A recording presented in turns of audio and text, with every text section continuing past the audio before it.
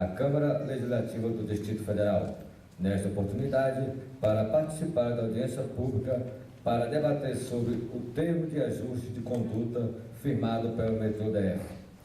Proposta pela excelentíssima senhora deputada Celina Leão.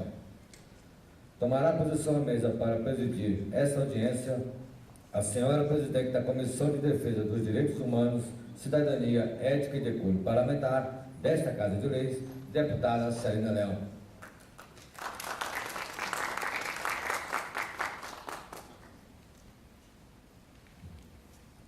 Bom dia a todos. Sob a proteção de Deus, tenho a honra de declarar aberta a presente audiência pública da Câmara Legislativa do Distrito Federal para debater sobre o termo de ajuste de conduta firmada pelo metrô. Convido a tomar assento à mesa o senhor presidente da Federação Nacional dos Metroviários, Dr. Paulo Passim. A senhora presidente da Associação dos Magistrados da 10ª Região, doutora Noêmia Porto. O senhor analista político e jornalista do Senado, especialista em transportes mobis, Carlos Pena.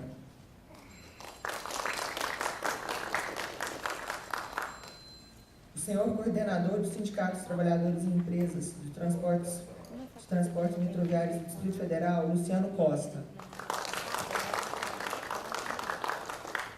Eu queria, inicialmente, antes da gente passar a palavra aqui ao Luciano, agradecer a presença de todos vocês e falar que essa audiência pública foi fruto de uma reunião que nós tivemos no nosso gabinete com o sindicato, com representantes do Sindicato Nacional dos Metroviários, que trouxeram não só demandas de condições de trabalho, mas demandas também do sistema metroviário hoje do Distrito Federal, né? E o que nós percebemos é a gravidade da estrutura de trabalho hoje, né, da precariedade, da manutenção da vida do metrô hoje de Brasília, e o que isso, inclusive, pode acarretar.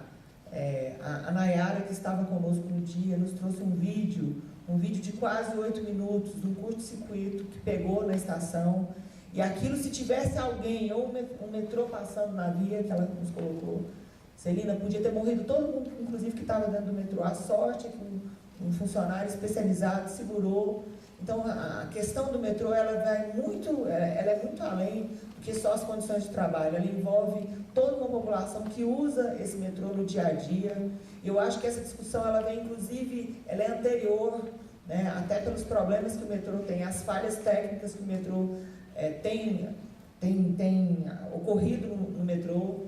E o que a Nayara colocou e o sindicato colocou para nós naquele momento, Celina, se a gente a curto, médio e longo prazo nós não tivermos um plano de ação realmente, de funcionários treinados, e não a precariedade do serviço para uma possível terceirização. Então, eu acho que é um tema importante, porque envolve toda a sociedade do Distrito Federal, que precisa do metrô para utilizar o metrô como meio de transporte, né, mas que seja um transporte de qualidade, que seja um transporte com pessoas assim, que realmente tem compromisso com o metrô, que tem compromisso com o serviço público verdadeiramente, e não somente algo que seja rentável, de lucro aí para as grandes empresas, né, e para os grandes setores aí que falam, que são realmente os setores de transportes.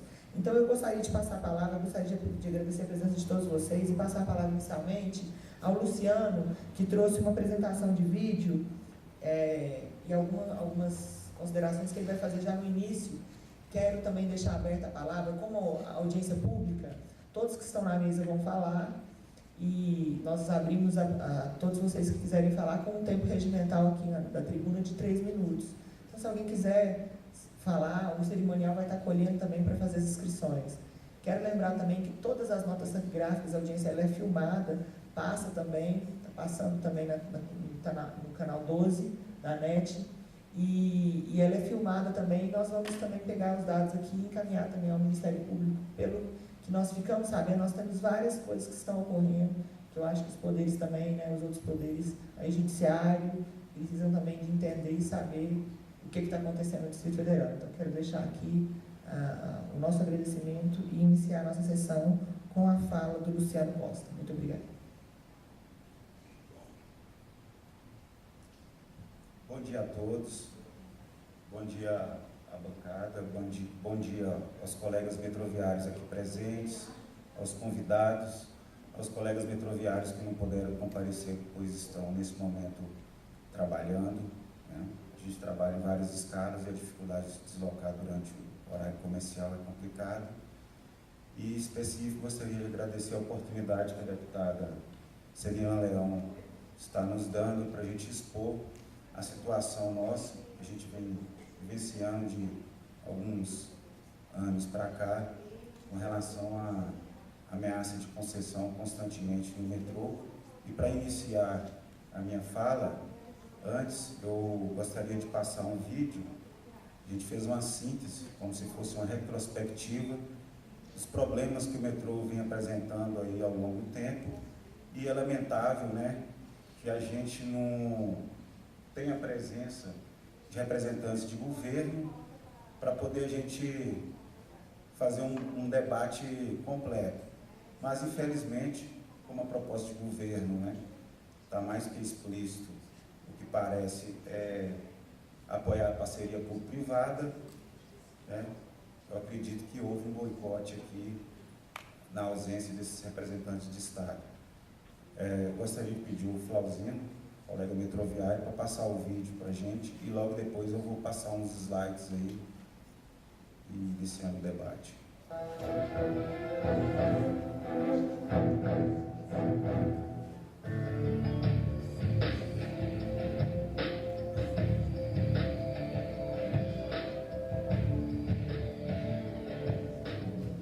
Problemas do metrô são cada vez mais comuns. De acordo com o metrô, 3 trens tiveram falhas no motor hoje cedo. O piloto pediu que os passageiros descessem por causa de um problema no motor que diminuiu a velocidade. Às 7h30 da manhã, um trem que passava pela estação Taguatinga Sul teve problema nos freios. Os trens estariam andando com equipamentos ultrapassados, como os computadores que controlam os limites de velocidade e as paradas de emergência. Os rádios de comunicação também não existem mais no mercado. E a direção do metrô chegou até a autorizar o funcionamento dos trens sem ele. Os pilotos também são autorizados a rodar sem equipamentos reserva. Se quebrar no meio do caminho, quebrou. Não tem o que fazer. É o caso do inversor. Trens rodam ainda sem os freios elétricos, usados para parar em velocidade acima de 20 km por hora. Usa-se então o freio mecânico, que fica desgastado. Por ano, o metrô gasta 99 milhões de reais com a manutenção dos trens. O Tribunal de Contas do DF ainda não analisou as contas do ano passado, mas há denúncias sendo apuradas pelo Ministério Público de que o contrato de terceirização da manutenção não está sendo cumprido. Em abril do ano passado, um trem descarrilou em Ceilândia. Ninguém ficou ferido, mas houve transtornos. 2 estações ficaram fechadas por 24 horas. E pior, até hoje, os trens ainda são obrigados a reduzir a velocidade de 80 para 20 km por hora no trecho do acidente. Resultado? Atraso na vida dos passageiros. No 3º dia de greve dos rodoviários, quem tentou voltar para casa de metrô teve que enfrentar filas de dar voltas. Na tentativa de evitar uma sobrecarga, seguranças foram acionados para conter os passageiros que chegavam. Ao passar pelas catracas, os passageiros enfrentaram a segunda e mais árdua etapa do dia. Encarar o empurra-empurra causado por pessoas desesperadas para voltar para casa. Do lado de dentro, muita gente para poucos vagões. Basta um único trem chegar para o tumulto ser generalizado. Haja paciência com o metrô de Brasília. Hoje foi mais um dia de transtorno para passageiros de um dos trens que vinha para o plano piloto. A equipe técnica percebeu uma falha no sistema de abertura e fechamento das portas. As pessoas tiveram que desembarcar na estação Águas Claras e esperar o próximo trem. 10 minutos de atraso. O problema é repetido. Na semana passada, depois de um defeito, os passageiros tiveram que desembarcar na estação Arniqueiras. Só para lembrar, no domingo o metrô não funcionou para o público porque o sistema automático ainda não implantado estava em testes. As equipes técnicas do metrô até que poderiam priorizar sim, mas os testes de outros sistemas que vivem dando defeito e deixando na mão o passageiro que paga para ser transportado com eficiência. A gravação feita em 2009 e 2010 está nas mãos da polícia que investiga as confusões do metrô. Aqui, jovens brigam aos socos. Um deles cai sobre um passageiro que não tem nada a ver com a história. Segundo a direção do metrô, em dia de jogo no Cerejão, costuma ser assim. Torcedores do Gama chegam em bando, pulam as catracas e entram sem pagar. Nestas imagens, eles ignoram os riscos e passam entre os trilhos que são energizados. Na estação Maniqueiras, vandalismo. No meio da briga, torcedores do Brasiliense descarregam extintores. Passageiros fogem assustados. Este aí, sendo levado pelos seguranças minutos antes, surfava em cima do vagão. Brincadeira sem graça e perigosa. Que abuso desses vândalos, né? No último domingo, torcedores partiram para cima de 3 seguranças que ficaram feridos. Olha, perigo no metrô. Veja as imagens que o Alexandre Oliveira, morador de Taguatinga, flagrou num trem em movimento na Asa Sul. Segundo o telespectador que estava no metrô, a porta do vagão quebrou na estação da 102 Sul e o trem continuou o caminho com a porta aberta até a estação da 108 Sul, quando só então parou. Foi às 5h30 da tarde e, por sorte, o trem não estava tão cheio. Mas repare que havia passageiros bem perto da porta.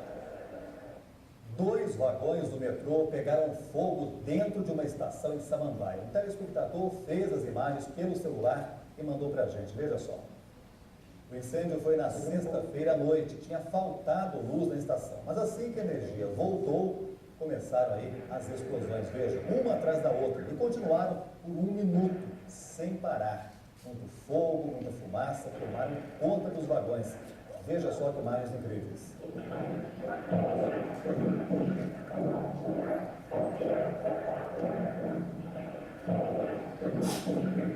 Faltou manutenção? Não, de maneira alguma. A manutenção é feita de maneira preventiva, de tal forma evitar problemas, situações como essas ou outras que venham a ocorrer daqui para frente. O metrô paga 108 milhões de reais por ano à empresa Metroman para a manutenção dos trens. Mas 3 dias depois daquele incêndio nos vagões em Samambaia, ainda não há uma explicação clara para o que aconteceu. Trens de metrô em São Paulo e Brasília. Licitações vencidas por 2 multinacionais do setor de transportes, Alstom e Siemens. Mas por trás dos equipamentos haveria um gigantesco esquema de pagamento de propina a funcionários públicos. Na carta enviada à sede da Siemens em 2008, o autor da denúncia diz que o então governador de Brasília, Joaquim Moriz, teria intermediado um acordo entre a Alstom e a Siemens para que uma ganhasse a licitação da manutenção do metrô de Brasília e repassasse parte dos lucros a outra empresa. Esse consórcio pagaria propina a funcionários públicos de 7,5% do valor do contrato. O contrato só foi assinado depois, no governo de José Roberto Arruda.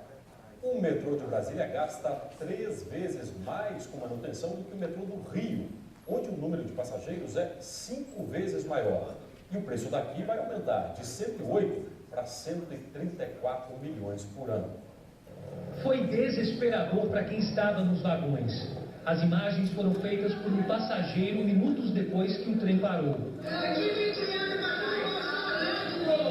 Como ninguém sabia o que estava acontecendo, todo mundo ficou assustado. Algumas pessoas decidiram quebrar as janelas, pularam e saíram andando pelos trilhos. Do alto dava para ver os vagões parados, as pessoas saindo pela janela, sem rumo, sem saber o que fazer. Nós tivemos o reforço do número de empregados, tanto no centro de controle quanto nas equipes de campo. Essas equipes se deslocam até onde esses trens estão. Ninguém falava nada, ficou todo mundo nervoso, ninguém deixou a gente lá dentro. Começaram a quebrar, aquele deu um problema, e eu me agitei. Eu acho que o governo ele tinha que se preparar para essas situações. Pagamos muito imposto para ter um serviço pela metade. Com as portas da estação fechadas, várias pessoas ficaram do lado de fora, o que revoltou os passageiros. É um descaso, um desrespeito com todo mundo que está voltando para casa, que está tentando chegar na faculdade, que está tentando ir para o seu trabalho ainda. Brasília tem que reagir. A passagem mais cara do Brasil e a população fica calada. Eu quero ver se todo mundo vai lembrar no dia das eleições do que a gente está passando aqui, gente. Isso é uma humilhação do cidadão brasileiro. Especialistas apontam o metrô como a melhor solução para o caos do transporte nas grandes cidades. No Brasil, o metrô virou um símbolo de obra cara e inacabada, mas nada é capaz de fazer o que ele faz, deslocar até 100 mil pessoas por hora. É por isso que toda cidade com mais de 1,5 milhão de habitantes precisa de um. Quem planta asfalto só colhe uma coisa, colhe congestionamento. Agora, quem planta metrô, colhe mobilidade humana. E para esta cidade com esse tamanho, só metrô, porque você tem uma capacidade de transporte inigualável. Com o Brasil crescendo, a demanda por mobilidade humana aumenta. O país já não pode repetir os erros, como os cometidos em Salvador, por exemplo. Depois de 10 anos... Analisado pelo nosso TI, mais ou menos para mostrar para a comunidade, ele vai ser colocado ainda hoje lá no nosso site, com facilidade de baixar, quem quiser, www.sindimedrodf.org.br. E é interessante a fala, né, da justificativa do gestor lá do metrô, seu Paiva, quando ele fala que não tem problema algum. Imagine se um trem desse que pega fogo,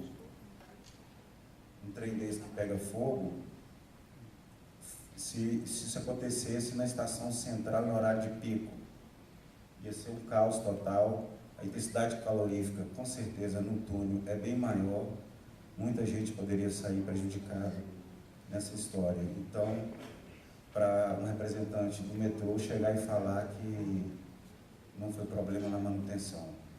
E lembrando que é uma manutenção terceirizada. Enfim, eu vou pedir ao nosso colega Flauzino para abrir uma sessão de slides aí, Flauzino, está escrito até apresentação. Acima do vídeo aí.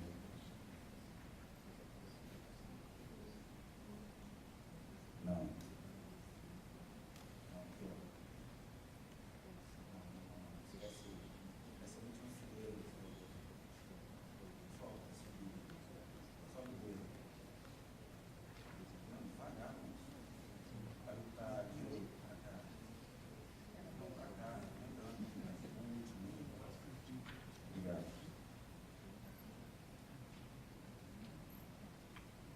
Eu gostaria que você pode abrir aqui.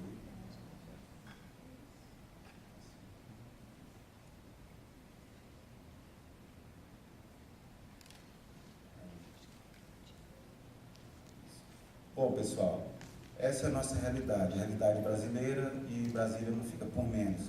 Vocês estão vendo ali o metrô de Paris, Londres, Tóquio. Olha as ramificações, um emaranhado de linhas de metrô.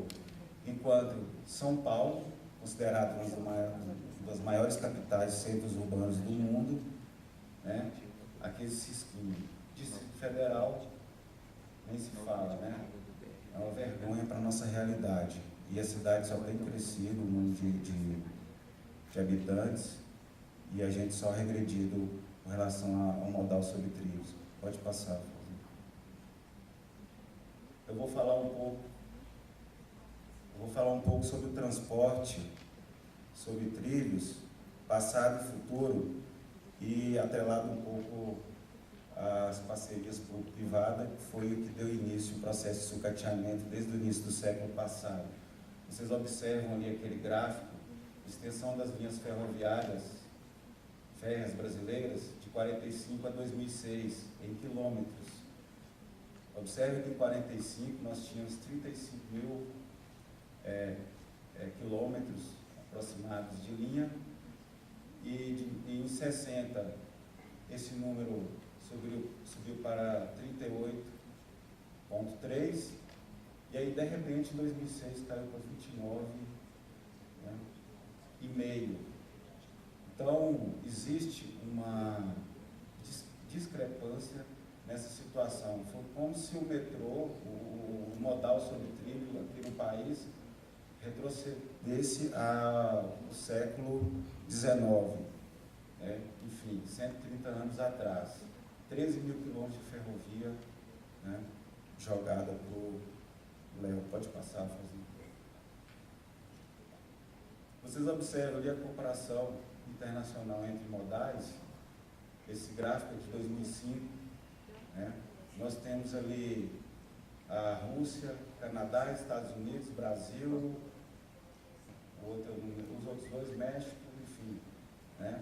Mas o que quero mostrar é a relação do modal do Brasil com o modal dos Estados Unidos.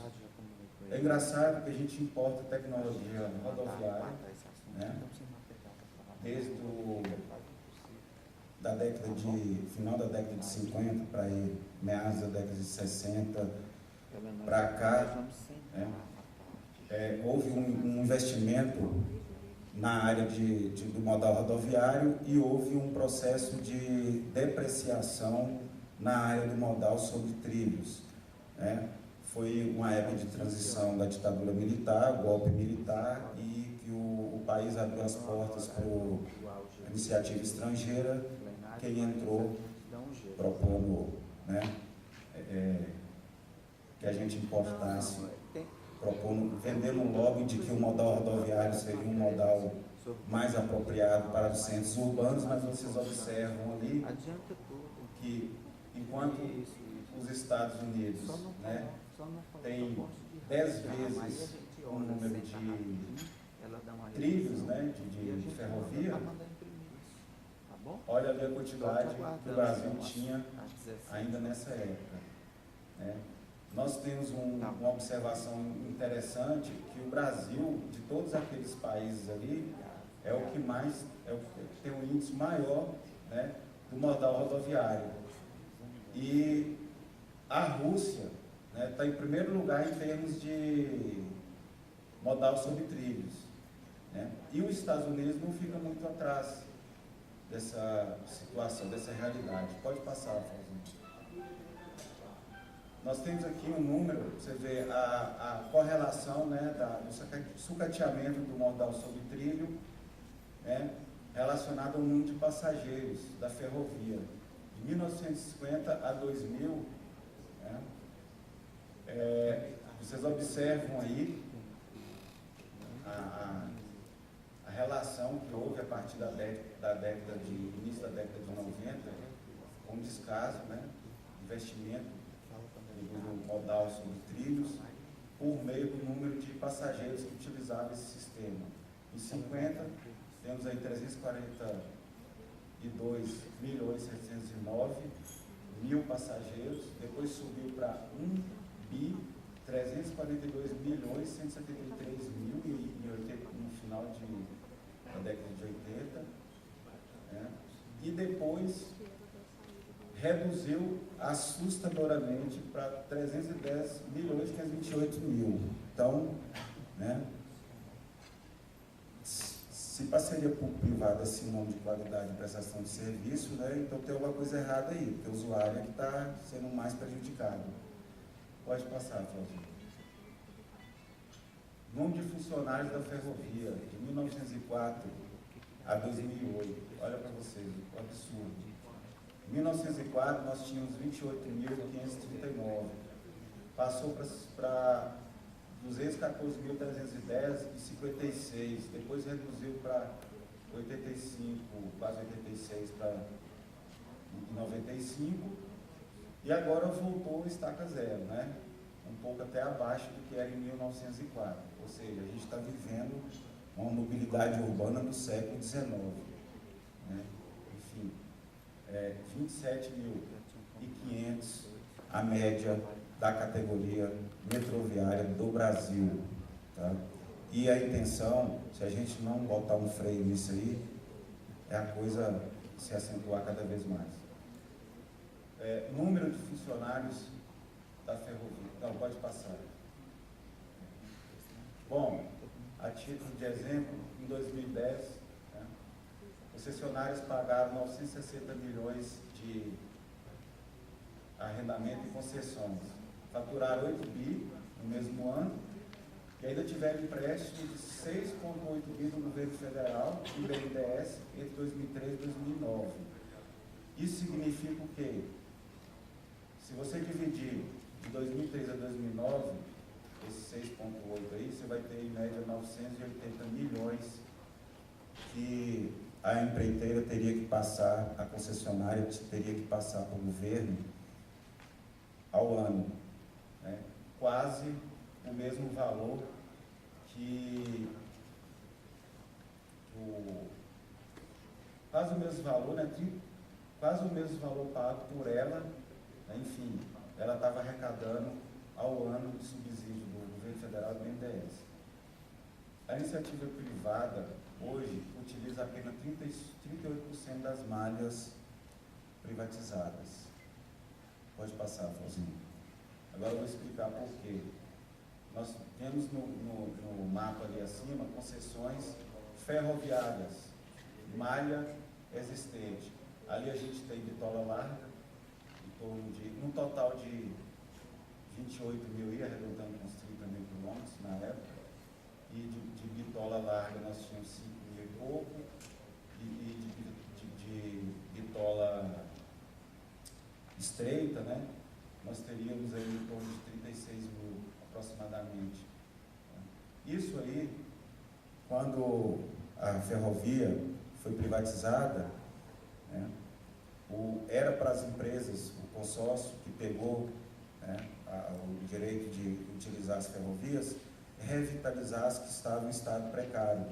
Não foi o que aconteceu. Continuou recebendo verba do Estado, né, e suprimiu a malha a 10 mil ou 13 mil quilômetros a menos, né? Enfim, e para onde foi esse dinheiro? Pode passar, por favor. Aí, né? A seção do mundo empresarial corporativo, business, governo federal e fundos financeiros como colaboradores, né? Pode passar, Fozinho.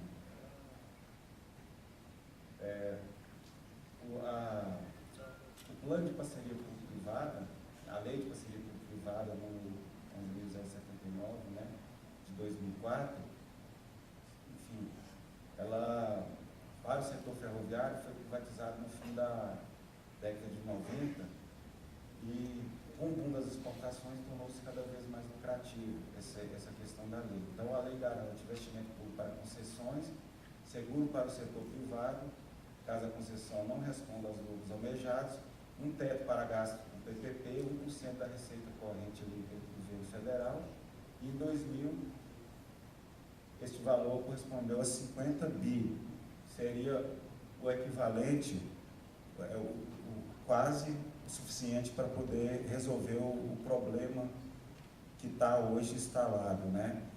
Que seria 2% do PIB, né, para a área de transporte sobre trilhos, que daria para resolver o problema tanto na área de contratação de pessoal, como na área de revitalização do sistema que está em processo de sucateamento e também de expansão. Enfim, pode passar, Florzinho. Nós vemos aqui, ó, consórcio de licitações e tecnologia da automação.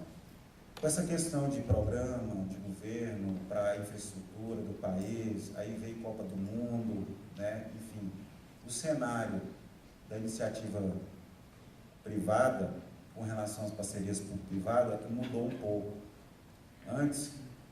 Antigamente, né, as empresas, quem detinha o monopólio da privatização na década de 60 até 90, e um pouquinho até o final de 90 mais ou menos, foi mais a parte de transporte de cargas que ficou prejudicada. Mas junto, como nessas linhas que foram suprimidas aí, sucateadas, enfim, tinha o transporte também de passageiros, então tem meio que uma mistura aí, né? Tanto que o gráfico lá da redução de passageiros, né, mostra isso aí perfeitamente. Então, ó, naquela época, as detentoras que ainda, né, detém é a AL, que é a companhia de trem da América Latina, tem a Vale, né, do Rio Doce, todo mundo conhece, e tem a CSN, que é a Companhia Sul-Norte. Enfim, essas aí é que detêm o monopólio dessas linhas que foram privatizadas ao longo desse tempo. Agora, o cenário é novo.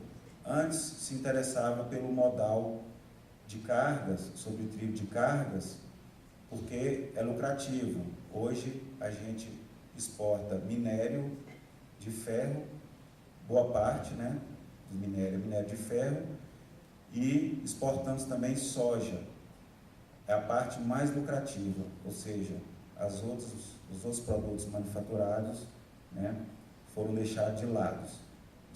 Enfim, então, hoje, na nova concepção de parceria público-privada, tem os consórcios, né, que além de ter uma multinacional encabeçando isso, porque as nossas empresas, as empresas estatais foram todas sucateadas, né, Mafesa, Cobrasma, na década de 90, enfim, então nós não temos empresas que produzem trens, produzem equipamentos, e hoje a gente fica à mercê das multinacionais, Alstom, Siemens, Bombardier e por aí vai. O que acontece?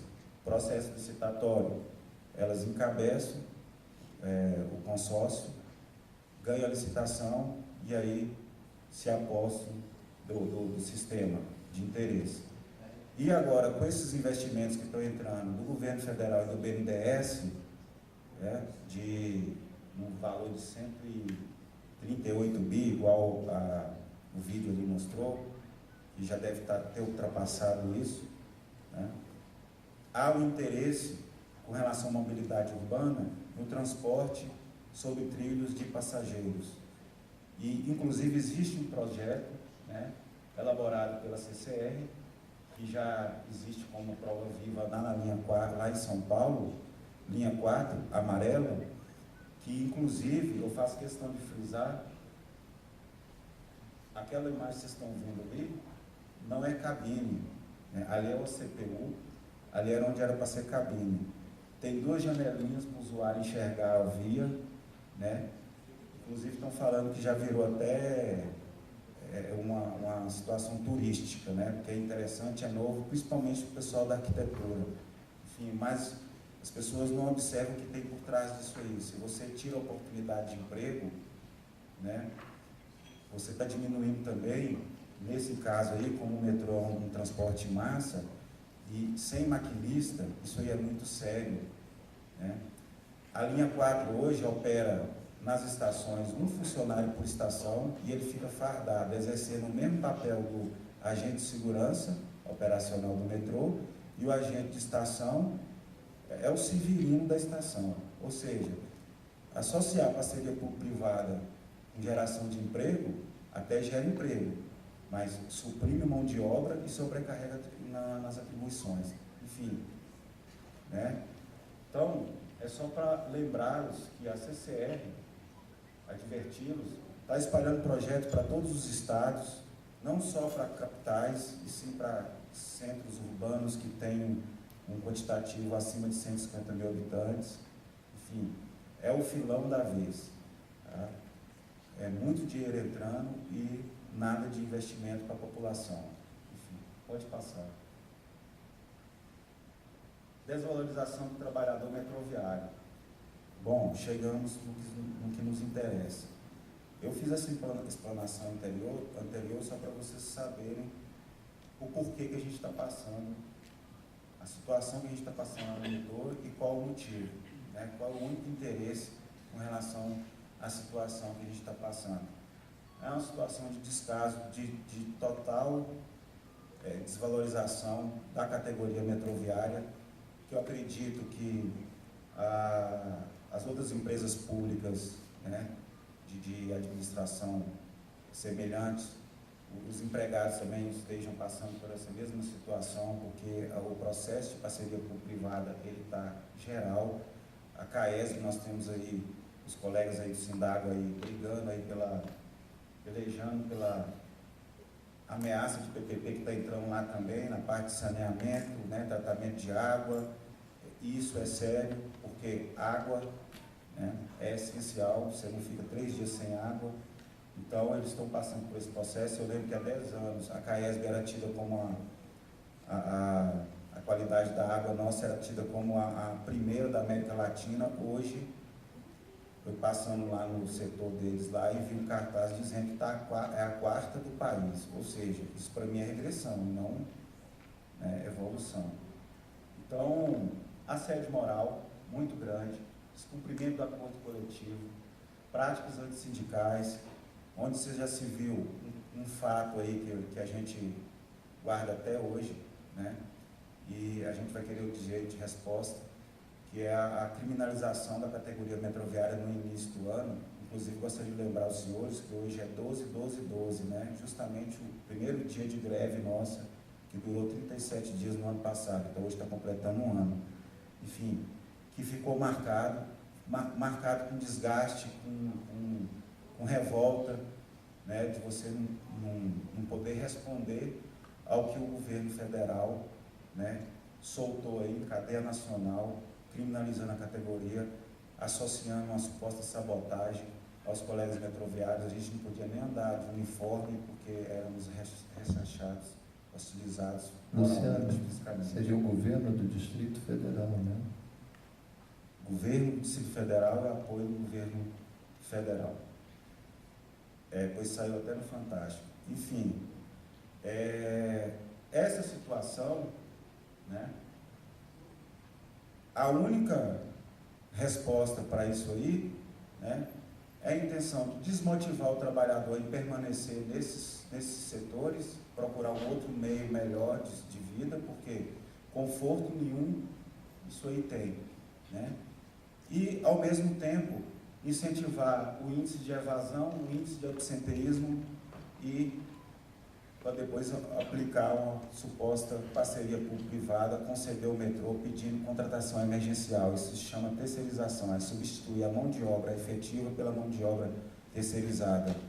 E isso aí, a mão de obra terceirizada que entra, o trabalhador ele vai receber menos, vai ter uma redução salarial e uma sobrecarga de atribuição. Enfim, então esse cenário está no metrô, continua, né? E a preocupação maior é que tem um estudo tramitando na Secretaria de Transporte, de parceria público-privada. Há uns tempos atrás a gente fez uma manifestação aí ameaçando paralisar, e o governo se comprometeu em analisar isso com mais cautela, mas pelo que vocês viram, não tem nenhum representante de governo aqui, então não tem ninguém interessado em resolver esse problema para a gente. Então a ameaça existe, e a gente tem que expor isso para a população, né, para que a gente consiga frear isso aí. Pode passar, Fredinho. Bom, nós temos um processo 419/2004, justamente na época da Lei de Parceria Público-Privada, né, da 7ª Vara do TRT, 10ª Região, que ele impede contratação de pessoal por meio de terceirização, só por meio de concurso público, né? Mas está havendo alguns probleminhas. Hoje a nossa bilheteria ela é terceirizada. Nós conseguimos na justiça que ela retornasse para a gente, para o metrô. Só que o que acontece? Até agora a empresa terceirizada está lá, o contrato foi renovado passando por cima dessas determinações judiciais, e até agora o metrô não teve nenhuma autoridade para poder exigir que o metrô faça cumprir essa decisão. Estão suprimindo o quadro de empregados. Hoje, ao todo, nós estamos em torno de 1.090 empregados, precisamos do dobro disso aí ou mais, porque se vai haver extensão, precisamos mais. Agora, o que gera mais emprego? Concurso público, abrindo 1.000 e tantas vagas, né, para a gente poder prestar um serviço de qualidade para a população, ou a parceria público-privada que suprime mão de obra e sobrecarrega atribuições. Enfim, pode passar.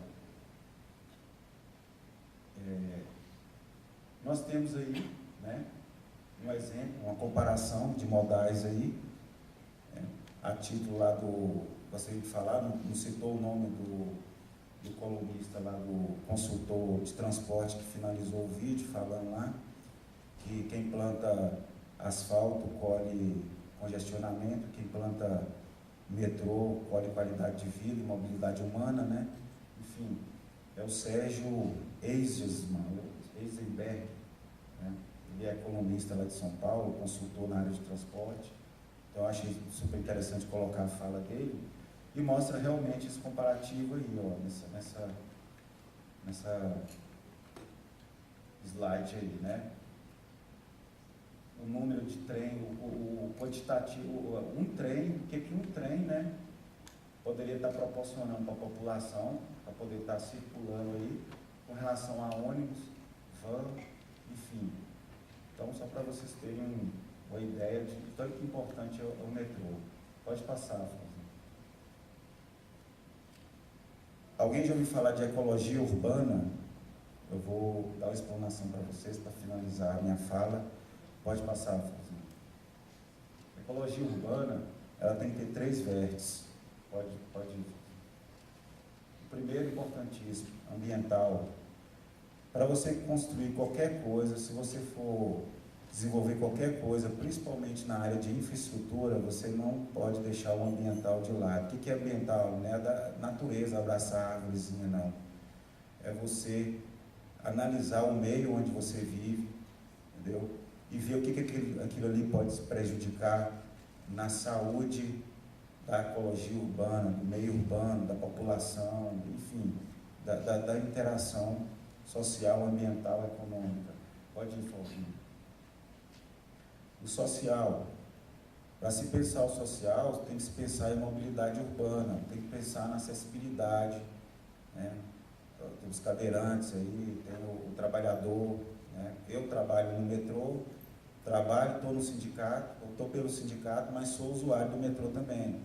Eu moro a 300 metros do metrô, né? Enfim, então, envolver também o trabalhador, todo projeto tem que ser pensado a geração de emprego, né? Enfim, pode passar. E aí, por último, vem o econômico, né? Quanto que vai custar esse projeto? E pesando o custo-benefício para os 3 vértices. Um projeto sem trabalhar esses 3 lados aí, ele está incompleto. Exemplo disso, pode passar, Fauzinho. Alguém sabe que imagem é essa? Que imagem é essa? Essa é a imagem do metrô da Rússia. Tá? Aquele gráfico que eu mostrei lá atrás mostra que a malha ferroviária maior do mundo é da Rússia, né? Um país que veio de um propósito socialista, hoje está inserido no modelo capitalista, mas houve vários frutos do propósito socialista que deram certo, né? Exemplos, metrô da Rússia, pode passar. Vocês observam ali, o metrô da Rússia, 9 milhões de usuários, né? 322 quilômetros de extensão, divididos em 12 linhas e 167 estações. E de São Paulo, né? Comparando São Paulo, 61 milhões de usuários.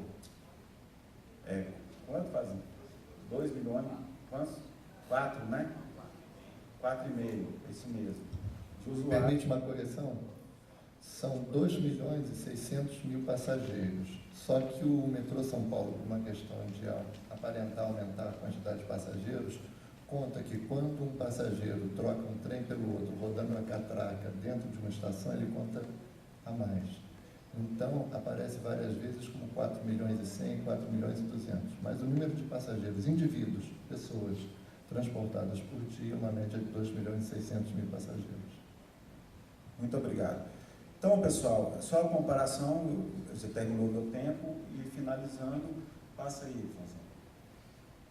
Só para mostrar a evolução, né, da década de 30 até 2000, né, o metrô, ele cria uma cultura, cada estação mostra, né, a passagem histórica, né, das revoluções, ou seja, as estações todas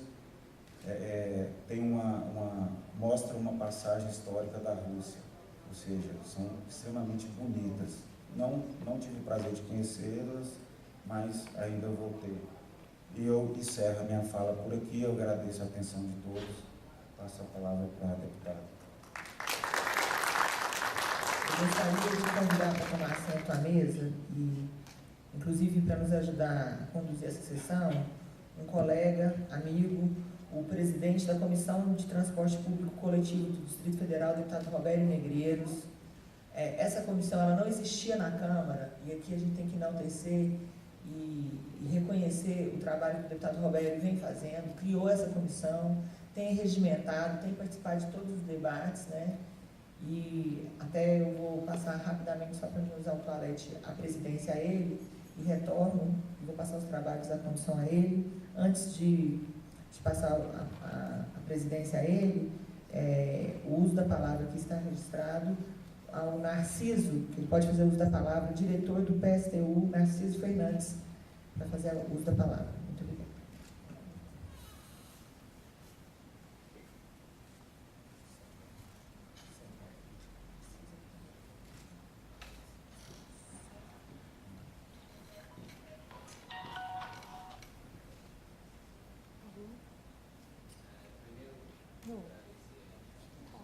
Tá saindo, não? Primeiro agradecer pela audiência mesmo e a presença de todos aqui. Lamentar que o governo não esteja presente, porque teoricamente seria a parte interessada na discussão, porque ele não está aqui, na verdade, não é um desrespeito só aos metroviários, é um desrespeito à população, certo?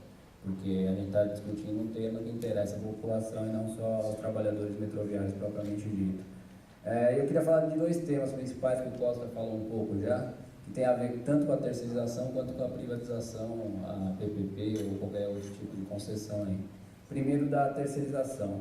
A terceirização que ocorre aqui com a manutenção no Distrito Federal, além de estar ilegal, porque tem inclusive decisão judicial que fala da proibição dessa terceirização, e mesmo assim continua sendo feito, tem outra coisa que é mais escabrosa. Na verdade, hoje o metrô tem 1.200 funcionários diretos, fora os comissionados, que são mais 200, e isso tudo por ano custa 15 milhões. A terceirização só da manutenção, que são 300 funcionários, e que a gente viu aí pelos textos que pouco se investe, custa 124 milhões. Então alguma coisa não está batendo nesses números. São números astronômicos, é um custo muito grande para um resultado que na prática não tem, nem em quantidade de funcionários e nem em quantidade de equipamento. Então isso já gera uma certa estranheza. Agora, em relação à parceria público-privada, que é essa intenção de um grupo que já opera hoje em São Paulo, na verdade, hoje não tem nenhum benefício para a população, para os funcionários. Hoje, a população de São Paulo é obrigada a pagar uma tarifa mais cara do que pagava antigamente, porque a parceria público-privada em São Paulo, desde quando entrou, obriga a ter aumentos anuais. Aqui no Distrito Federal, ela já propõe que se aumente de imediato a tarifa para R$4, além de ter aumentos anuais sendo pela inflação. Sendo que em vários lugares do mundo o transporte público é subsidiado. Até pelos que os especialistas falam, os próprios governos falam e todo mundo fala, o transporte público deveria ser incentivado, então deveria ser subsidiado e não ter uma tarifa alta penalizando quem usa o transporte público, fazendo que quem use o transporte público tenha que pagar somente ele pelo transporte público. Porque se é um transporte que você quer que ele seja alimentado, utilizado, incentivado, na verdade deveria ser pago pelo conjunto da população. Hoje, por exemplo, quem anda de helicóptero no Brasil não paga nada pelo transporte público, certo? Porque o transporte público, na maioria das vezes, em quase todas as cidades, tem que se sustentar sozinho. Aqui em Brasília, no caso, ainda o governo subsidia uma parte do transporte público, por exemplo, o metroviário. Hoje, para você ter uma lógica, ele gasta 100 milhões por ano, mais ou menos, com esse transporte público. Se passar para a parceria público-privada, ele vai gastar 130 milhões. Então, na verdade, o passar para a parceria público-privada vai fazer o governo gastar mais com o transporte público do que hoje. Então, não dá para entender muito qual é a lógica de vantagem para o público, certo? Para a população, o que tem de vantagem. Se você vai gastar mais para operar o metrô com o parceiro privado do que você mesmo operando, qual é a vantagem que você tem em fazer esse tipo de política? Outra coisa, a própria CCR, parte desse grupo, é um grupo argentino que opera, inclusive, o metrô da Argentina. E um dos riscos que a gente fala é que, ao eles operarem, tanto lá em São Paulo, quanto as pretensões de operarem aqui, é que eles não investem na segurança como deveria, não tenham primor pela segurança, como tem as histórias do metrô aqui no Brasil, principalmente estatais. Por exemplo, da Argentina, matou 50 pessoas. é operado pela essa mesma empresa. E em relação aos direitos trabalhistas também, porque hoje o metrô, acho que até a semana passada o metrô da Argentina estava em greve por desrespeitos dos direitos trabalhistas. Então é isso, obrigado pela palavra.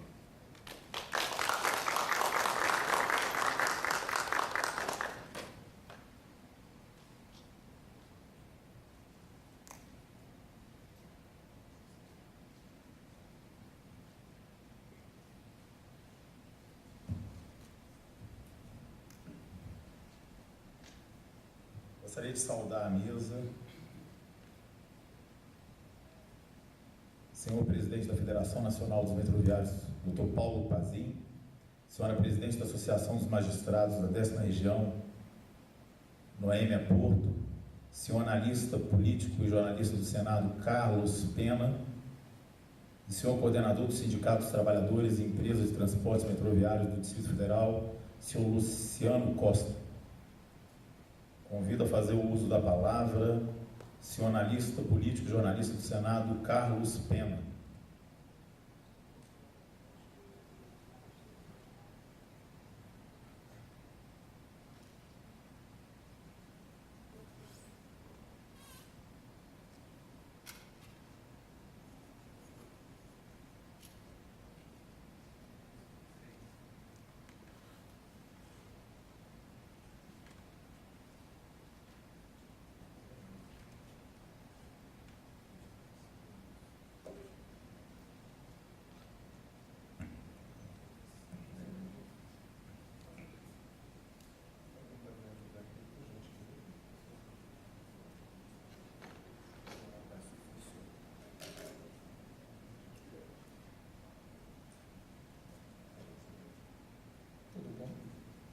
Está seu pendrive aqui.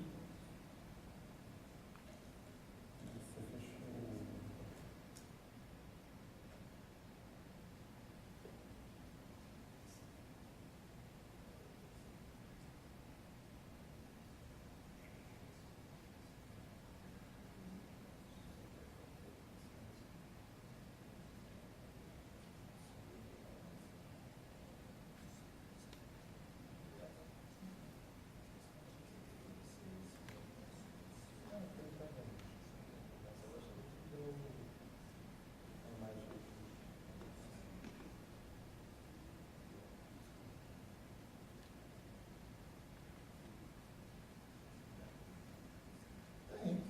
Mas é difícil eu conseguir levar o arquivo daqui, né?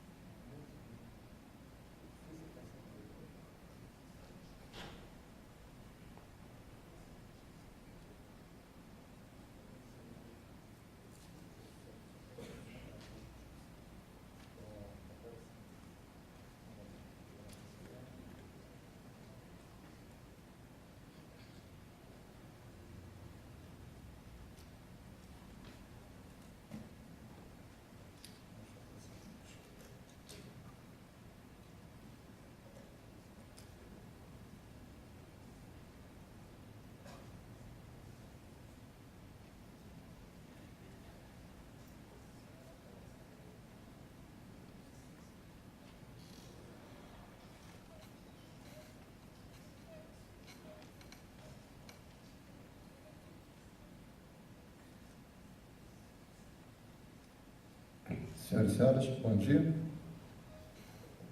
Eu vou procurar agir da maneira mais rápida e dinâmica possível. Queria, inclusive, sugerir ao senhor presidente, se for dentro do regimento da casa, que se houver alguma dúvida, eu me sinta à vontade de poder responder enquanto que esteja falando, que está mais dinâmica e a gente consegue interagir de melhor maneira. Bom, eu trouxe algumas coisas aqui que eu acho bem interessante, que é o seguinte. Isso daqui que eu estou mostrando para os senhores é a capa de uma revista que foi publicada em 1994 por ocasião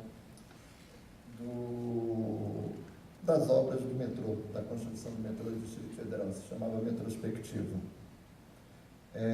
Gostaria só de mostrar que isso não foi uma publicação, na época o governador era o Joaquim Domingos Flores, secretário de obras era o senhor José Roberto Arruda. O vice-governador atual Nelson Tadeu Filipelli, se não me engano, era diretor da X, que cuidava da área de habitação do Distrito Federal. Então, o que eu quero dizer com isso é que vários dos personagens fazem parte do governo e sabiam o que ocorria dentro do governo. O que eu quero mostrar, que acho importante da gente, essa daqui foi a edição do Metrospectiva de 2002, quando foi 2001, quando o metrô entrou em operação. E o que eu gostaria de mostrar é isso. Esse mapa que nós estamos colocando na tela é o projeto que foi elaborado e entregue ao então governador José Roberto Arruda, por pedido dele, na época, ao Fórum Estratégico de Transporte Metroferroviário do Distrito Federal, em que a gente aprontava as soluções para o transporte público coletivo do Distrito Federal para os próximos 50 anos. Percebam que se fala muito agora dessa empresa de Singapura, ela vai planejar o Distrito Federal por 50 anos. Pois é, esse projeto já existe. Está aí, ó, o transporte para o Distrito Federal para os próximos 50 anos. A linha vermelha são as 4 linhas do metrô. Isso mesmo, 4 linhas do metrô. O projeto nós teremos linhas, se quisesse fazer, né, nós teremos linhas do metrô para Santa Maria, para o Gama, ligando as cidades satélites entre si, linhas do metrô para Sobradinho, para Planaltina, nós teremos linhas do metrô para Asa Norte, nós teremos linhas do metrô para o final da Ceilândia, para o final de Samambaia. Além disso, nós teremos VLTs, veículos leves sobre trilhos, ligando grande parte do plano piloto, ligando a área interna de Taguatinga, Ceilândia e Samambaia, e nós teremos uma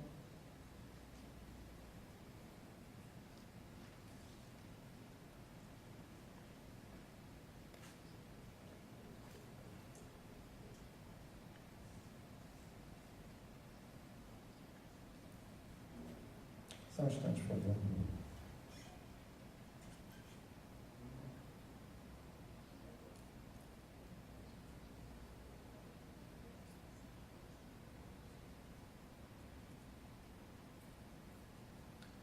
Então, nós teremos 4 linhas de metrô ligando as cidades do Distrito Federal, nós teremos linhas de veículos leves sobre trilhos por dentro, e nós teremos uma rede de ônibus elétricos fazendo o enredamento total desse sistema. Muito bonito.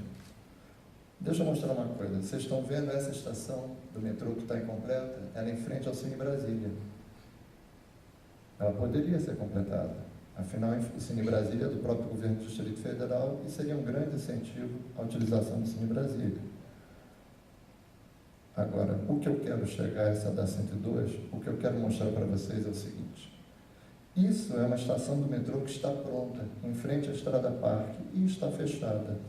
Não se funciona. Eu vou primeiro mostrar e depois eu vou explicar.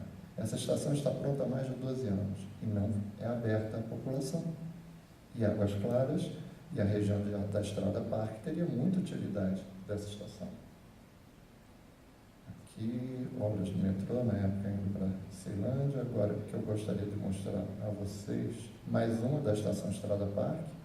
Vocês vejam que a estação está pronta. Agora, isso, na revista Metrospectiva, mostrava as 3 linhas do metrô. Isso faz parte do estudo do Distrito Federal. O Distrito Federal pagou por isso.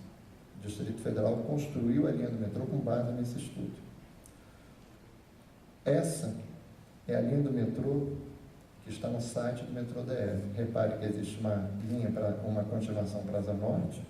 Está previsto o VLT pela W3 e está previsto as estações do final de Samambaia e final da Ceilândia.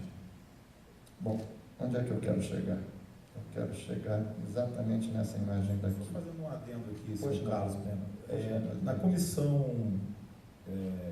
comissão foi convidada a senhora Evelise Long, a presidenta do metrô, e já foi licitado já o projeto executivo, tá? Já foi pronto, já vai ser iniciado já, isso aí já é fato, já em janeiro de 2013, os próprios metroviários que estão aqui presentes já devem ser sabedores disso. A obra já para expansão do metrô já está nesse estudo para o metrô que vai até o Agarrã, que está nesse estudo, que vai até o Agarrã, e a expansão para a Ceilândia. Isso aí já que é um investimento na ordem de 700 milhões que já está no PAC da mobilidade. Isso aí já é um compromisso do governo e que ficaria pronto até final de 2014, início de 2015.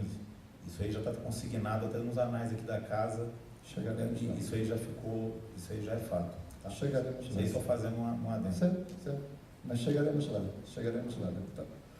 Bom, isso é uma foto parcial do pátio Águas Claras. Vamos dizer que seria a garagem e as oficinas do metrô.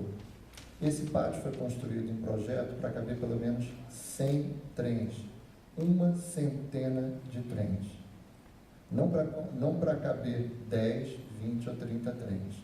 Mais de 100. E por que esse número? Porque só e somente na linha 1 do metrô se calculava, na época, que nós precisaríamos de 100 de trens para poder transportar a quantidade de passageiros dessa região que a linha 1 atende. Então, vamos lá. Nós temos hoje 20 trens da primeira ordem de compra. Me corrijam os colegas metroviários, nós temos 10 ou 12 trens da segunda ordem de compra. 12. Seriam 32 trens. Existe algum momento que 32 trens circulem no metrô ao mesmo tempo? 28, 24, 24. Onde é que eu vou chegar?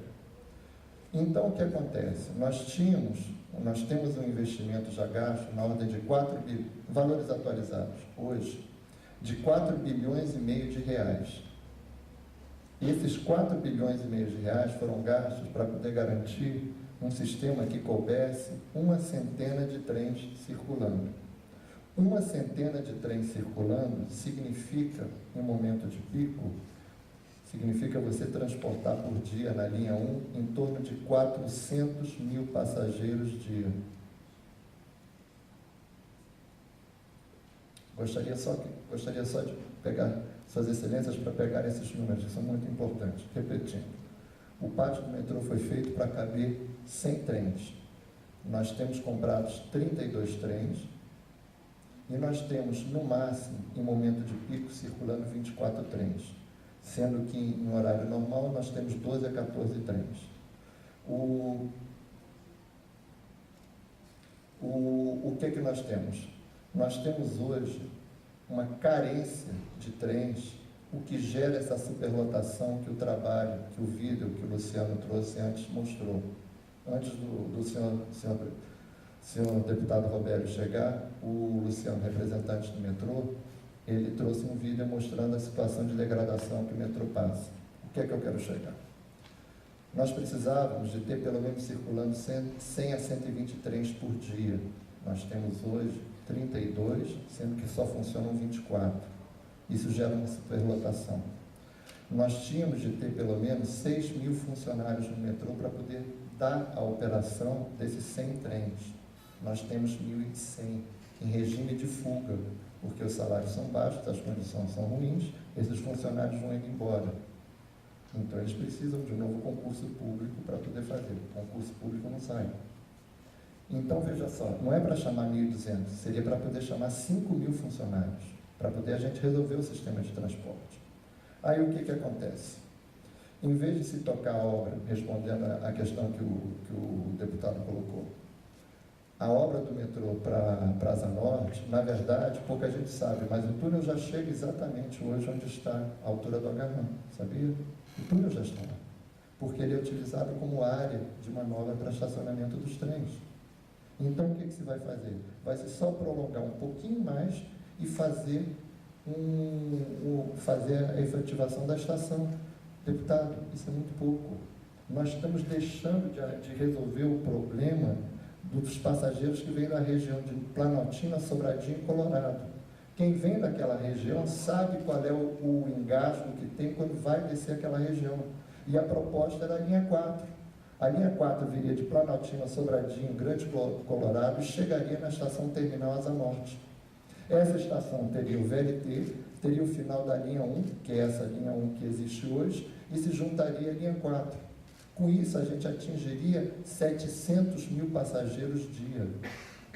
Então, quando eu vejo, vamos chegar no ponto, quando eu vejo o governo do Distrito Federal sepultar os projetos das 4 linhas do metrô e trocá-las por um projeto de construção de corredores de ônibus, que é uma solução do século passado, antes da Segunda Guerra.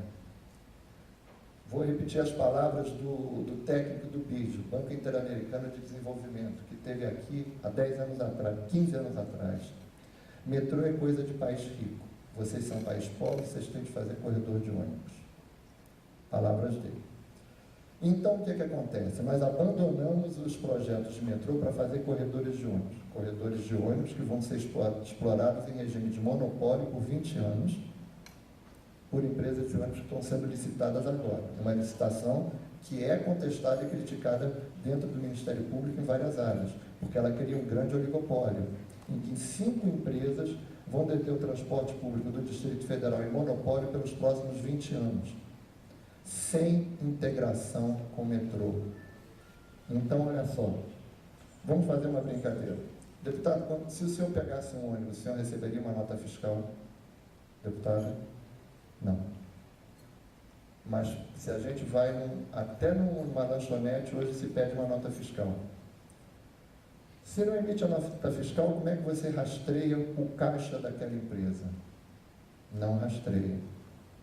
Não tem. Então, a avaliação do movimento do caixa das empresas de ônibus é feita a partir das declarações e informações deles. Não há auditoria, não há fiscalização, não há transparência. Por que as empresas de ônibus não querem se integrar com o metrô, que seria a solução para o transporte do Distrito Federal? Porque elas teriam de abrir o caixa, porque o caixa delas teria de se encontrar com o caixa do metrô para poder haver a troca da correspondente de cada um ao final do dia. Você transportou tantos, eu transportei tantos, cabe a você tanto, cabe a mim tanto. Perfeito? Sem haver esse encontro de caixas, não pode haver integração. As empresas de ônibus se recusam a fazer isso. E a nova licitação de ônibus do Distrito Federal coloca num dos últimos itens que, no futuro, quem sabe, um dia, talvez, nós poderíamos fazer integração com o sistema de metrô. Mas não vai haver. O que nós temos? Nós temos, então, uma situação grave, em que se degrada propositadamente o sistema de transporte do metrô. Eu não consigo imaginar que isso é fruto de ingenuidade. Nós estamos abandonando um sistema de transporte público, 4 bilhões e meio gastos, nós estamos aumentando a quantidade de acidentes de automóvel, nós estamos poluindo a cidade, nós estamos impermeabilizando as regiões do Distrito Federal, aumentando o nível de inundação. Anotem, nós vamos ter inundação na W3 Norte, nós vamos ter inundação na região da saída do Gama, por conta das duplicações para o BRT, nós vamos ter, aliás, já temos inundação aqui na EPTG, na descida da EPTG, por conta das duplicações da EPTG, quando a solução sempre era o transporte metroviário. Então, nós estamos abandonando o sistema de transporte metroviário, que é a característica dos países mais desenvolvidos, de todo o mundo, e voltando para o transporte pré-revolução industrial, que é o transporte de ônibus. E, com isso, nós estamos degradando a qualidade de vida de todo o Distrito Federal. De uma maneira curta, é isso. Muito obrigado.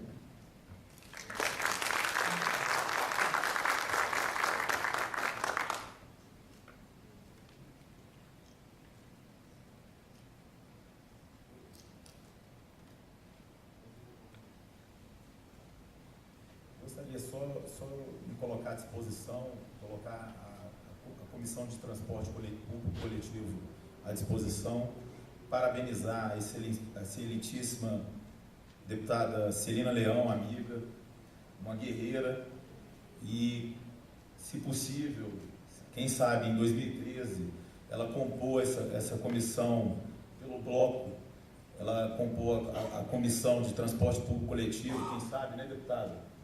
Compôs a Comissão de Transporte Público Coletivo e convoco também não só o sindicato, para que a gente possa, pela Comissão do Transporte Público Coletivo, convidar a presidente do metrô, e se ela não, primeiramente convidar, e se não comparecer, a gente convoca, para poder dirimir todas essas questões do termo de ajuste de conduta firmado pelo metrô, discutir essa parceria público-privada. Chegou ao meu conhecimento que eu fiz uma declaração sobre a parceria público-privada, de que eu era favorável à questão de privatização do metrô. De maneira nenhuma. Eu sou favorável, sim, à questão da parceria público-privada, que isso aí é uma tendência de questão de desenvolvimento. Não sou favorável à questão de privatização de maneira nenhuma. Sou favorável à questão dos servidores, de vocês, a questão da parceria público-privada, a questão de desenvolvimento da questão do metrô, tá? Eu tô com vocês com a questão dos servidores, tá? E essa questão da luta de vocês, de melhoria da questão dos servidores, de melhoria dos servidores, a questão de concurso, de melhorias do concurso, de melhorias do próprio metrô, de questão de investimentos. Pode contar com a questão da comissão, pode contar com o empenho da comissão. Os integrantes da comissão hoje, o deputado Roberto Negreiros, Eliana Pedrosa, Evandro Garla, Cláudia Abrantes, PT, não, Cláudia Abrantes, Eliana,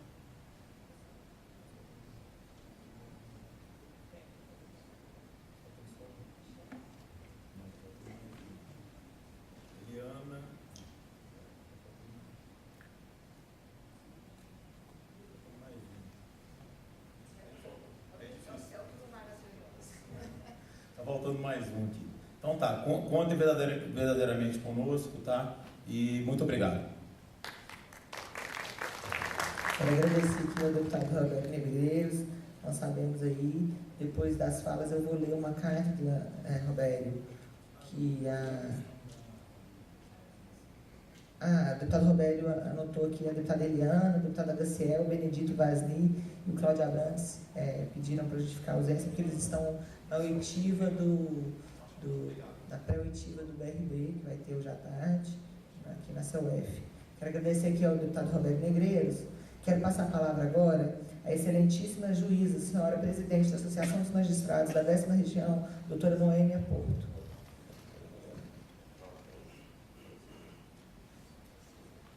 Meus caros presentes, senhoras e senhores, trabalhadores, servidores da casa, o meu bom dia. Meu cumprimento especialmente à excelentíssima senhora presidente da Comissão de Defesa dos Direitos Humanos, Cidadania, Ética e Decoro Parlamentar, a deputada Celina Leão. Também o excelentíssimo senhor presidente da comissão, que se retirou nesse momento, destacando que é importante mesmo que uma casa parlamentar tenha nas suas comissões especializadas uma que possa estar destinada a um estudo mais aproximado de uma questão que é pública, que é geral e que é crônica, que é a questão relativa do transporte público. O senhor presidente da Federação Nacional dos Metroviários, doutor Paulo Pazin, é um prazer encontrá-lo. O senhor analista político e jornalista do Senado, Carlos Pena, que acabou de usar a palavra, um prazer conhecê-lo. O senhor coordenador do Sindicato dos Trabalhadores e Empresas de Transportes Metroviários do Distrito Federal, Luciano Costa, também é um prazer reencontrá-lo. Vou fazer uso da palavra no restrito tempo que me foi designado, para dizer, especialmente focado naquilo que talvez interesse à magistratura do trabalho e à justiça do trabalho, que é a questão pertinente aos trabalhadores. Evidentemente que, quando se fala de transporte público, há um certo consenso generalizado de que as coisas não vão bem no Distrito Federal. Esse consenso público de que as coisas não vão bem tem algo a nos dizer. Mostra, evidentemente, a existência de um problema. E o problema que não é unifatorial, ele é multifatorial. Desde a questão do investimento e não investimento no metrô, desde a questão da valorização, mas não valorização assim também do transporte de ônibus, dentre outros aspectos. Mas o que efetivamente preocupa a magistratura do trabalho, e aqui falo na condição de presidente da Associação dos Magistrados do Trabalho da 10ª Região, é se considerar que, quando se fala em meio ambiente, isso foi tocado anteriormente na primeira fala, quando se fala de proteção ao meio ambiente, isso não inclui apenas a questão do meio ambiente natural, ela inclui também a do meio ambiente cultural e a do meio ambiente do trabalho, que é direito fundamental na Constituição da República. De maneira que, quando a gente fala de proteção ao meio ambiente do trabalho, nós estamos falando de uma questão que deve compromissar todos os poderes constituídos, tanto o judiciário, quanto o legislativo, quanto o poder executivo, assim também os sindicatos, os trabalhadores e os empregadores. Quando vim para essa audiência pública, perguntei, afinal de contas, quais eram as questões principais para debate nessa audiência pública, até para que eu pudesse focar naquilo que poderia ser a preocupação da magistratura do trabalho. Veio à tona, evidentemente, a falta de investimento no metrô de forma adequada, o caos do metrô quanto à incompatibilidade daquilo que roda, daquilo que é a necessidade pública, e também uma anunciada parceria público-privada da linha inteira do metrô do Distrito Federal.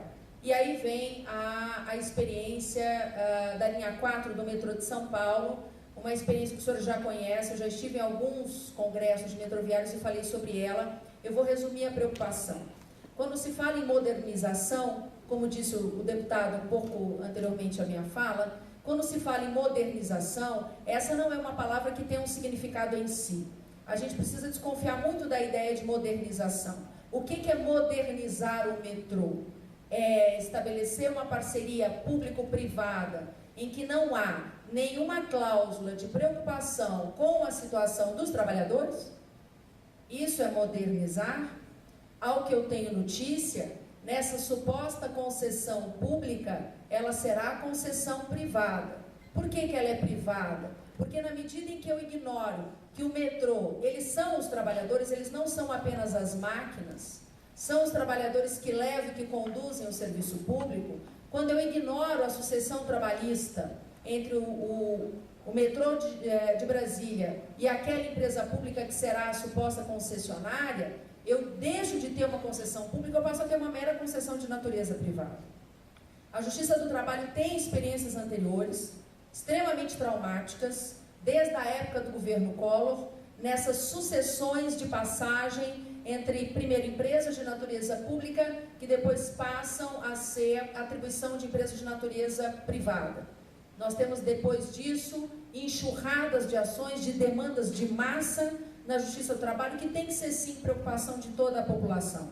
Se eu tenho 1.000, 2.000, 3.000 trabalhadores reclamando na Justiça do Trabalho acerca de uma sucessão trabalhista que não é previamente tratada, o que se observa é um descaso com a questão pública. Porque o direito dos trabalhadores a uma proteção de natureza justa no âmbito do trabalho, ela é pública, ela não é privada. Os trabalhadores são cidadãos, afinal de contas. Na parceria público-privada, há preocupação ainda quando há cláusulas que permitem à concessionária uma espécie de sublocação do trabalho. Aí entra o fenômeno mundial que uma professora, a professora Graça Druck, da Universidade Federal da Bahia, classifica como a epidemia do século XXI, que é a epidemia da terceirização. A gente chama de epidemia porque ela não tem nada de bom, nem para os trabalhadores e muito menos para a população que recebe o serviço terceirizado. Quando uma concessionária como essa, ela pode repartir ou sublocar o trabalho, aqui está desbravado e anunciado que todos os setores do metrô, eles podem ser efetivamente terceirizados, sem que se distinga a atividade fim ou de atividade meio. E o que tem significado a terceirização? Verdadeiro aluguel de homens e mulheres. Eu diria mais mulheres do que homens, porque o estudo da USP demonstra que a face da terceirização é feminina. As mulheres terceirizadas, elas ocupam mais de 70% do trabalho precarizado com salários mais baixos.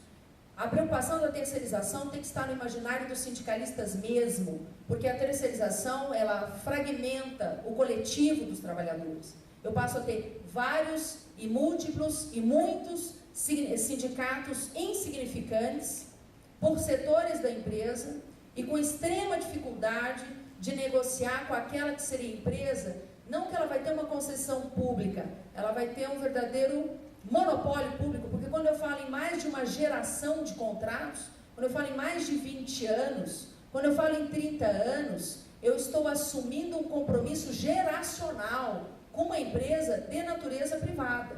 Seja ela bem ou mal intencionada, bem ou mal articulada, bem ou mal estruturada, não é essa a questão.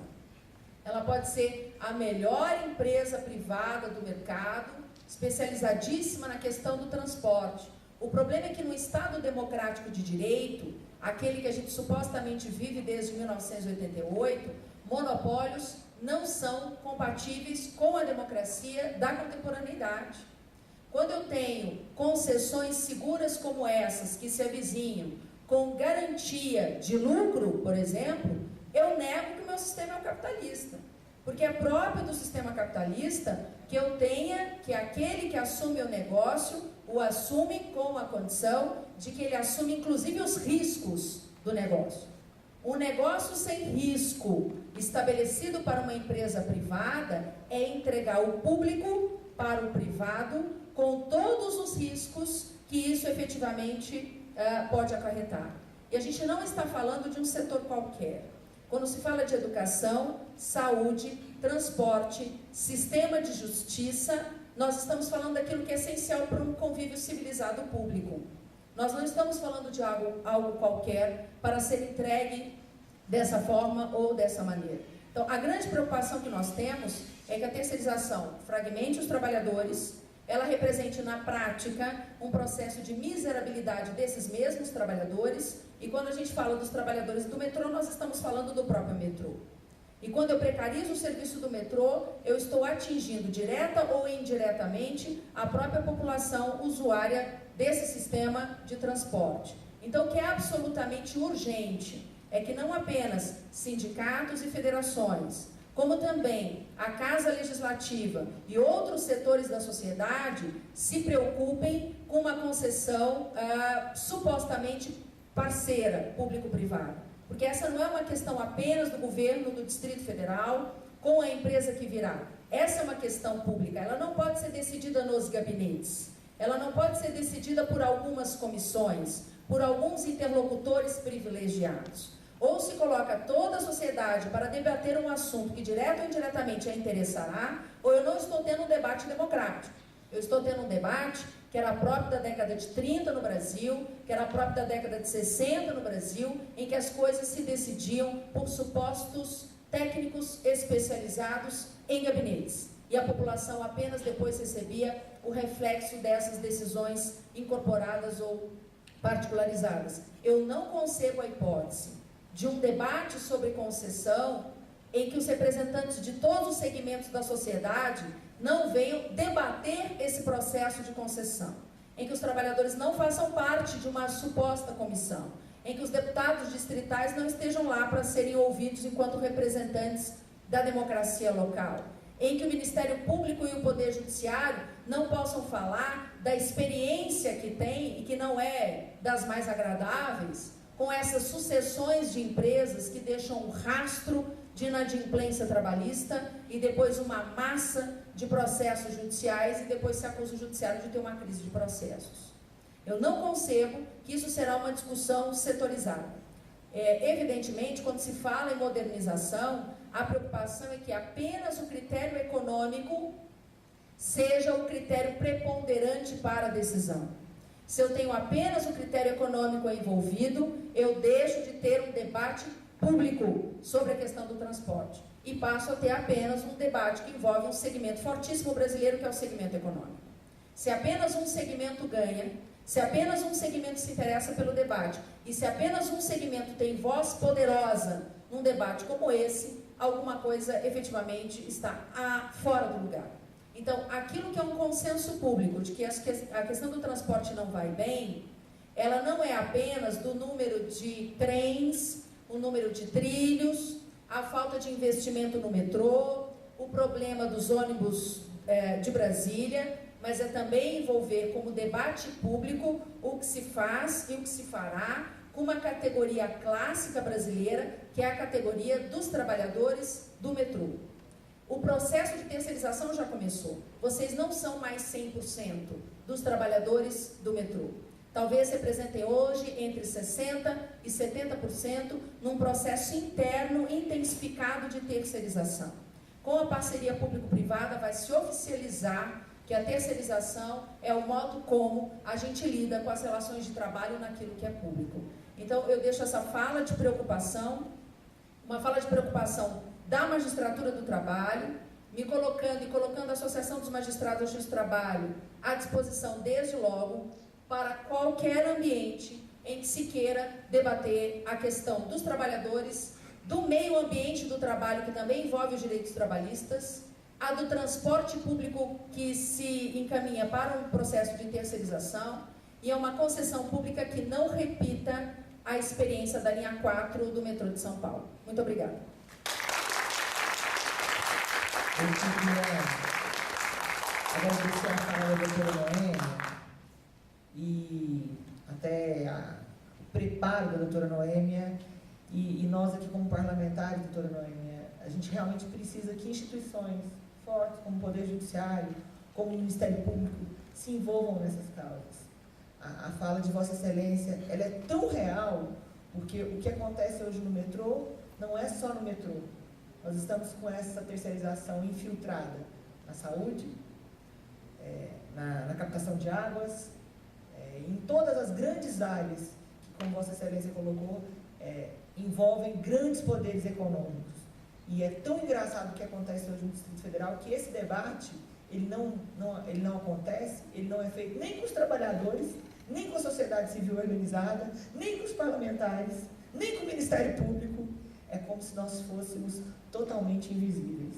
Então, quero parabenizar profundamente a fala de Vossa Excelência, porque coloca a preocupação, não só de fato, mas como isso pode acarretar no futuro para nós, né, uma visão importante que é colocada na ação atual, para a sociedade.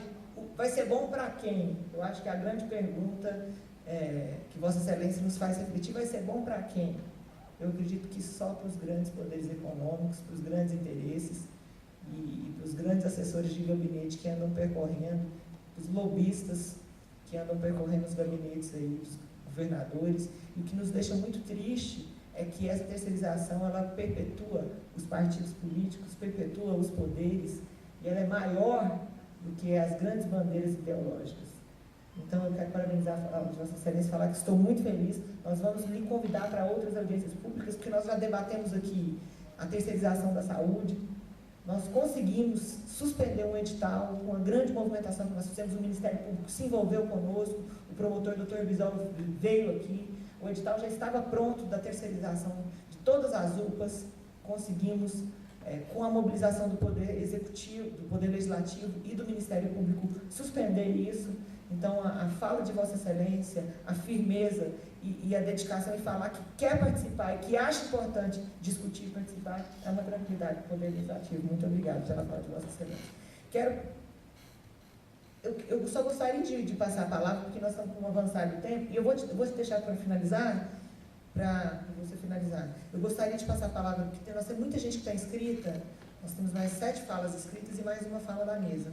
Passar a palavra para o Hugo Leonardo, que está inscrito, é inspetor de estação, aqui.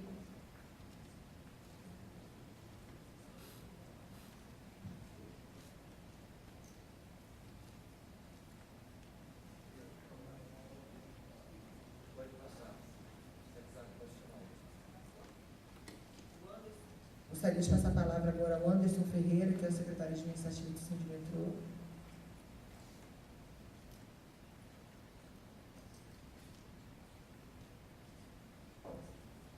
Bom dia a todos, bom dia, deputado. Obrigado pela oportunidade. Eu gostaria de basear minha fala em cima do vídeo que foi mostrado dos absurdos que vem acontecendo no metrô. Trem andando de porta aberta, trem descarrilhando, trem pegando fogo, né? Que eu acho que de todos os mais, o que eu considero mais grave que vem acontecendo hoje. E quero deixar 2 grandes pontos de interrogação em relativo a essa questão. O primeiro ponto de interrogação que eu deixo é: qual é a eficácia das ações que estamos fazendo para que isso acabe? Por quê? O sindicato tem feito a sua parte. Nós entramos com um processo número 419 de 2004 da 7ª Vara.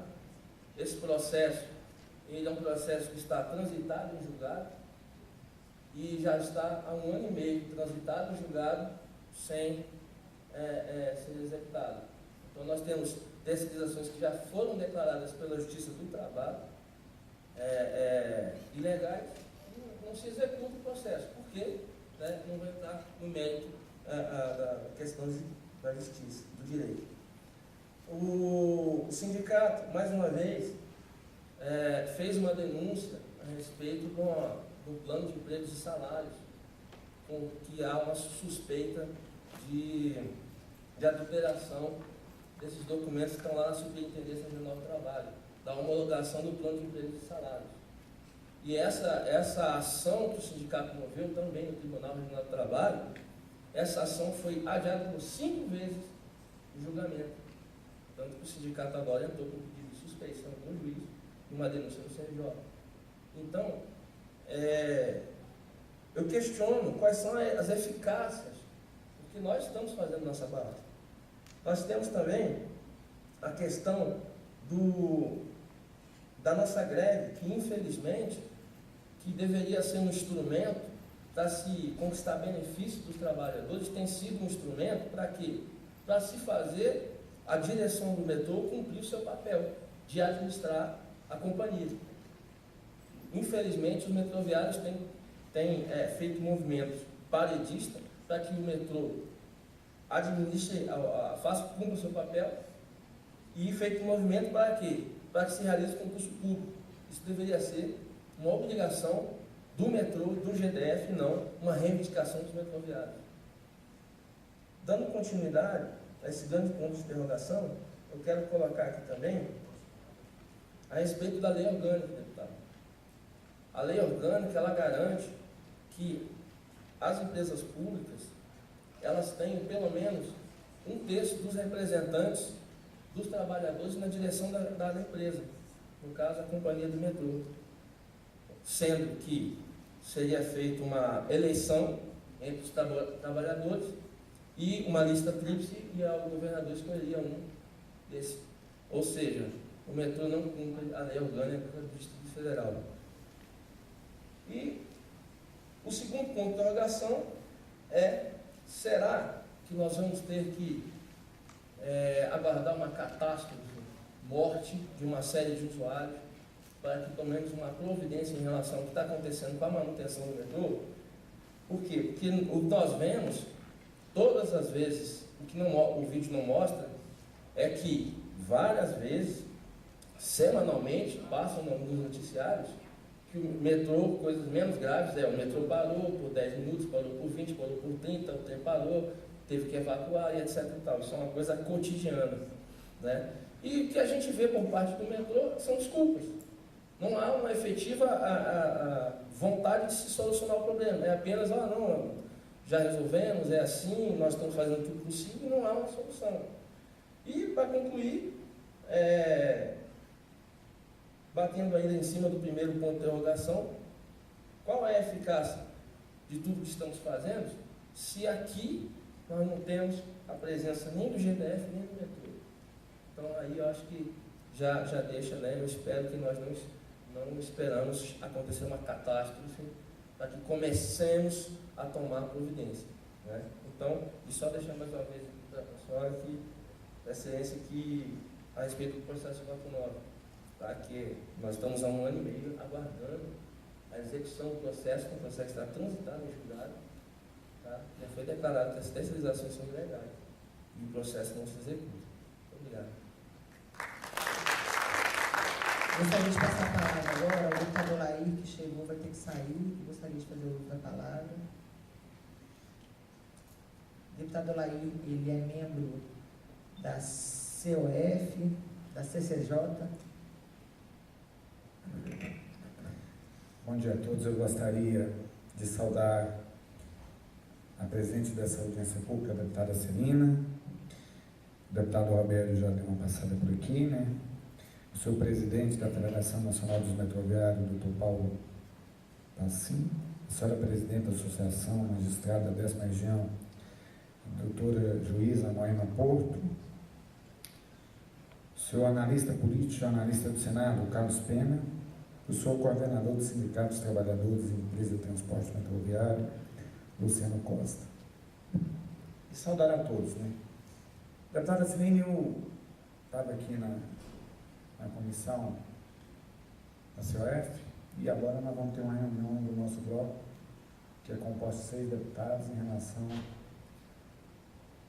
à política que vai ter também, que é a mudança da mesa diretora. Mas eu fiz questão de vir aqui por 2 motivos. Primeiro, que eu sou um defensor das empresas públicas do Distrito Federal. Eu sou um apaixonado pelo CAESB, pela Nova Cap. Infelizmente, a nossa PCB já se foi. E nós estamos falando aqui de transporte. E no início do nosso mandato, nós tivemos o privilégio de aprovar um novo sistema de transporte público que vai ser adotado no Distrito Federal. E para a gente resolver o problema de Brasília, não tem outro caminho se não for resolver essa questão do transporte público. E para isso, a gente precisa de ter uma empresa pública dentro da nossa administração com toda a força. Por quê? Porque tudo nosso que tem que funcionar bem é público. A saúde é pública, não funciona bem, mas pior se fosse privado. E o transporte público também tem que ser um transporte eficiente. E eu não conhecia Londres.